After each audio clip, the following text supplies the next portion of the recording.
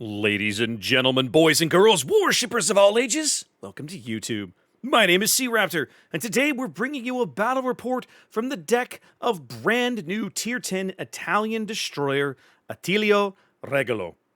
Regolo is about to enter the game in early access, starting with patch 11.2, which should be dropping tomorrow here on NA or Thursday if you happen to be in EU. And Wargaming has lifted the NDA on this ship. We're allowed to show you some gameplay now, and I'm gonna dive in and talk about what kind of I've been discovering. It has not been all sunshine and roses.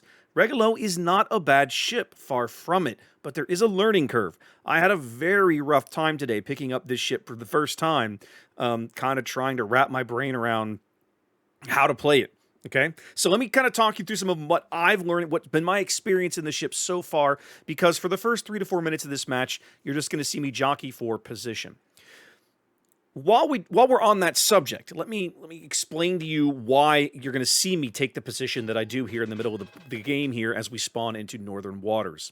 One of the things that I've discovered about Regolo, at least in my experience, 6-8 games so far, is that this is a fabulous, stellar second-line destroyer. Even better than the German ones. Like you look at the German split, the German destroyer split, Schultz and Elbing, and you go, yeah, second-line boats, right? 7 and change detection, light cruiser guns. Which you have to approach the Italian destroyers in much the same way.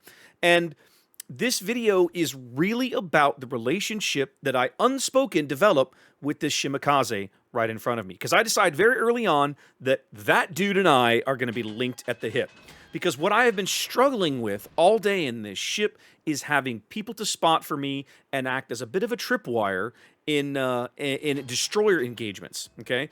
Regolo can brute force win destroyer engagements, but when she finds herself in one, she'll probably win, depending on the destroyer and how much help he gets from his friends, but then she's a corpse, right? She's beat to crap. She's lost a half or more of her HP, and at that point, your options for what you can do become very, very restricted, because typically at that point, the next time you're spotted, you're dead.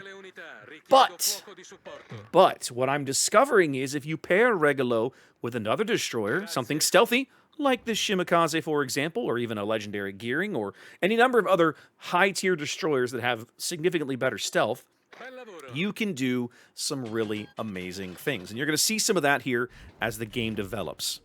So, that's my thought process. I'm here in the middle of the board for something that honestly isn't going to develop for a little bit. One of the other things that I want to point out about the Italian destroyers in general, but Regolo in particular, when I did my first look series of videos, right, I kind of harped on the gun range, and it is not good, right? The gun range on the Italian destroyers is artificially lower. I won't say artificially, but it's significantly lower than you're used to seeing on gunboat destroyers. And don't make no mistake, Regolo is a gunboat, okay? But the reason for that, you know, these short-range guns, that short range actually doesn't necessarily penalize you in the right situation. What are you talking about? Well, for starters, these guns are amazing at assassinating opposing destroyers, and you're going to see that over the course of this game. I'll show you some examples of that in just a couple of minutes. But when you do that, when you fire your guns, your gun bloom goes out, of course, to whatever your max gun range is, all right? For Regolo here, her base gun range, I believe, is right around 10 kilometers. Now, you're seeing it if you look at the minimap and you're smart, you've noticed that it's 11.5 because in my build here, I have taken the 4-point captain skill that buffs the gun range by 20%. And I think you'll find that for most Italian destroyer players, that's going to be a very common pickup. But you need to consider when you go to build your captains for these ships, it should not necessarily be the default. Because when that gun bloom goes up, you're dispotted. Let's say you're in a one-on-one engagement with a destroyer. If you manage to kill that guy, and your gun bloom is still up, then other ships can keep shooting at you. But what if you kill that guy, and then nobody else is in range? You have just disappeared again. No one can see you. No one can spot you. You pop in and out of visibility very quickly, just in time to assassinate a destroyer, and then get on with your day. Had an amazing little moment there with a Wooster getting dev struck by an Incomparable right after I called for him to die, and the Incomparable's pretty proud of himself, as he should be. I cut back in the middle of the board, and ladies and gentlemen, here is our first customer of the game. This opposing gearing has wandered into my gun range. At 14 minutes and 52 seconds, we open this engagement. I smoke. Again, this is more about I'm using the Shimakaze to spot for me. I know he's back there, and I'm intentionally trying to make sure that I preserve as much of my health as possible here in the early game, knowing from bad experiences earlier in matches that I'm going to need it later in some of these games. And at 14 minutes and 29 seconds, that gearing is dead. We did nearly 20,000 damage to him in a matter of about 30 seconds. We had some help, right? The Shimakaze pitched in with his guns, but that was it. Basically, the two of us assassinated that guy in 30 seconds. That is the power of these destroyers. If you wander too close to one of these guys and they have SAP loaded and they have an inkling that you're there and their guns are looking for you, you are in deep doo-doo, believe me. Over the course of testing these ships, I have melted a fair share of destroyers who thought they could gunfight me on the surface, and that did not work out well for them. So that's just one example. So with some kill under our belts and some damage to the game, team's got a nice 3-0 lead. It's starting to shape up like a bit of a steamroll, but spoiler alert, it isn't. You can look at the health bars up top and realize that, well, there's still quite a bit of health on the board for both teams, so we definitely have some work to do. But what I am going to do is move up. The gearing was kind enough to pop this amazing American smoke for me right as he was dying, and, well, gosh, it would be a shame to waste it, wouldn't it? So we'll move up here with the SCP in the barrels and start picking on this Montana, who's within my gun range by about 1 kilometer and change. Now, one of the things you're going to see me do over the course of this engagement against the Montana is I'm going to swap salvos between HE and SAP kind of regularly. Some of that is I'm trying to get a fire on this guy, okay? And some of it is I'm legitimately curious about what kind of performance I'm going to get out of these SAP guns against battleships. Obviously, if you're gonna, these end up dropping on his casemate or his belt armor, I'm not gonna get much. But if I aim them high enough and I can get them into his superstructure like that, you see there I get a 3 or a 4K salvo. That feels okay. That's not so terrible in terms of gun performance. So we swap to the HE. We do get the fire. He disappears. Nobody else in range. Oh, there he is, popping back out. And SAP goes back down range. Smoke is expiring, so I'm going to move up here. The Shimakaze has smoke just south of me, and I know I'm going to be back in smoke here for just a sec, so if he doesn't... I'm spotted, yes, but it's not going to last very long. I'm going to be unspotted again in seconds. So, with the Montana kind of staggering out of my range here, and the Yamato basically making a better target, I'm going to swap over to the Yamato, especially since my SAP is going to bite in better on the Yamato's hull at that angle. And you'll see some good salvos in here. I think I've got a 5 or a 6K salvo somewhere along the way. Some pretty good work, but again, you've got to make sure you're trying to drop the SAP into the superstructure. As soon as these guys start to show you any kind of angle, you're going to get way more ricochets and shatters than you want to deal with. At that point, you'll want to swap back to the HE to continue harassing. So, I mean, game's almost half over. I've barely touched my smoke. I've only used 1 smoke because I've been able to steal the smoke of my buddy here, the Shimakaze. Remember, I said I was going to sit close to him. That's worked out pretty well. And steal some smoke from that gearing. Torpedoes coming in, but we've got the ability to dodge. Ship handles well enough to sneak through those, as does my Shimakaze compadre. And with his smoke expiring, forced out, I decide it's time to secure the guns for a bit, and let's look around for a position. So again, earlier I noticed I'd said something about, well, it looks like kind of like a steamroll. Well, we do have a solid lead here, but we're only up a couple of ships. Well, 2 ships now. As the enemy team has never yet owned a cap, but they're still killing things fast enough to stay in the game.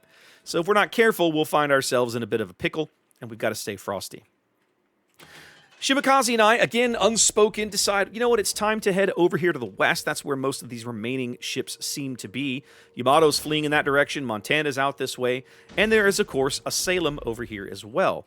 Now, that Salem is a ship that I had kind of disregarded for a little while. I'm very used to seeing them in games, and the little T-Rex radar, the 8.5 kilometer radar, usually doesn't bother me over much in a destroyer, so I tend to discount them. But I'm going to wander in a little too close to him in a minute, and you'll see how that engagement goes when the time comes.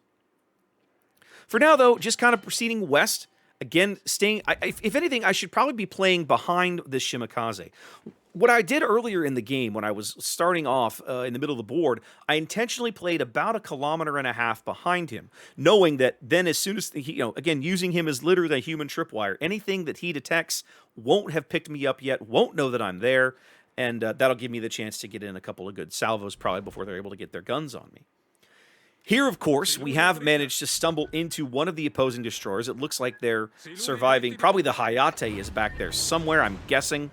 And then, of course, actually, no, you know what it was? I think I was spotted on the surface right as that smoke went up. The radar comes in. He gets a couple of salvos on me. I pop one of my fancy emergency speed boosts just to get the hell away from the Salem, and he does eat one of my torpedoes. So again, I'm teamed up with the Shimakaze, but the spotting thing, I'm kind of trying to move north and let him screen me from this Hayate, well, what I assume that Hayate position is down there because you can see the smoke. And now, game's looking pretty rough. I decide I'm going to use one of my little crawling smokes here as I keep rolling north to farm some damage off of this Yamato. And this is something that you're going to see Italian destroyers, I think, doing fairly regularly, right? The smokes are really good for, at the high tiers, you can use them to charge battleships, much like you do with Paolo Emilio, but more commonly, you're going to use them to kind of do this kind of gunboaty thing, right? I'm just trolling along at low speed, able to shoot freely, basically unspotted, nobody around to see through my smoke, no radar, no hydro, and I can just farm some damage off this guy.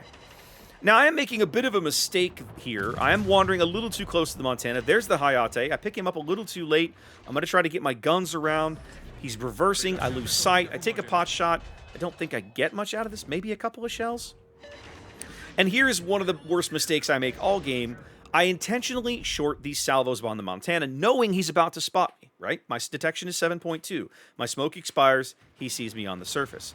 But this Montana does something that I don't expect. Most battleship players, when they spot a destroyer on the surface like that, will immediately try to turn bow in and get narrow. So I shorted that salvo, firing it a little behind him, assuming, incorrectly, that he would turn in to dodge what was obviously a salvo fired on the predictor indicator.